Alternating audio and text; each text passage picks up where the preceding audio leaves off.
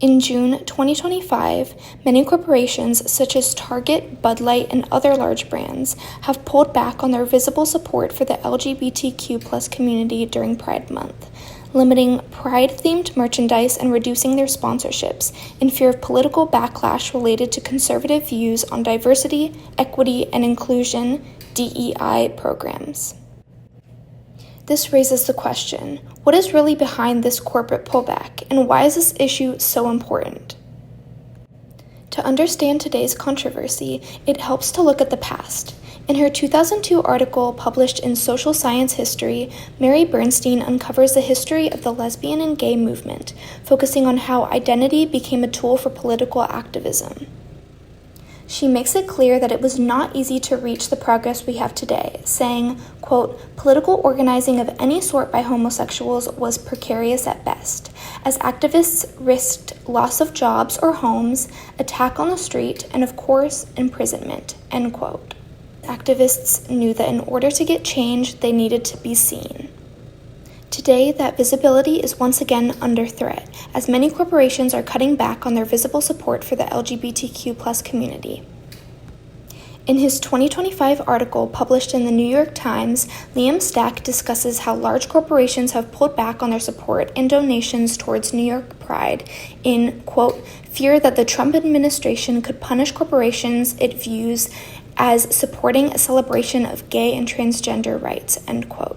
This article addresses the effects of having fewer corporate sponsors, forcing, quote, the organization to reduce the scope of New York City Pride in recent years, end quote. While these corporate decisions are seen nationwide, conservative cities with smaller Pride events, such as Nebraska, have suffered the most, quote, endangering the event's ability to continue well into the future, end quote. So many brands, for instance Target, chose to scale back on their support for the community in person, while still offering Pride collections online in attempts to, quote, not be branded as woke, end quote. The reduction of corporate endorsement weakens the resources available for LGBTQ+ communities, especially those in rural areas where they already lack support. Without the help from corporations, many events risk getting canceled, limiting visibility and local advocacy. While the corporations' decisions have financial impacts on Pride events, they more broadly reveal the remaining cultural, political, and economic divides in the United States today. So what are the different sides of this debate? In their 2025 article published in Them, award-winning reporter and editor Nico Lang argues that the retreat in support of the LGBTQ+ community is not simply an economic move for these large corporations, but rather a betrayal of their values and lack of deep commitment to the community.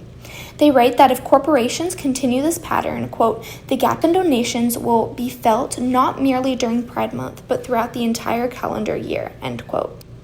This is an issue as this funding is used year-round to support youth scholarships, community grants, and free gender-affirming resources that directly serve members of the LGBTQ+ community.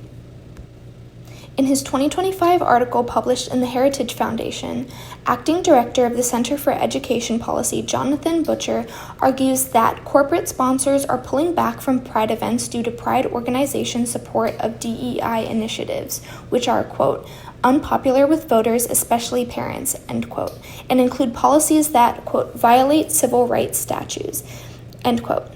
Butcher supports corporate pullback during Pride Month, as he sees it having a positive impact on parents, as it might reduce DEI content in schools. He argues that this content includes sexually explicit material that parents should have the right to shield from their children. These issues point to a broader question of representation and inclusion. In their 2014 article published in the Encyclopedia of Diversity and Social Justice, Lynborn Cho explains the meaning behind the phrase underrepresented groups.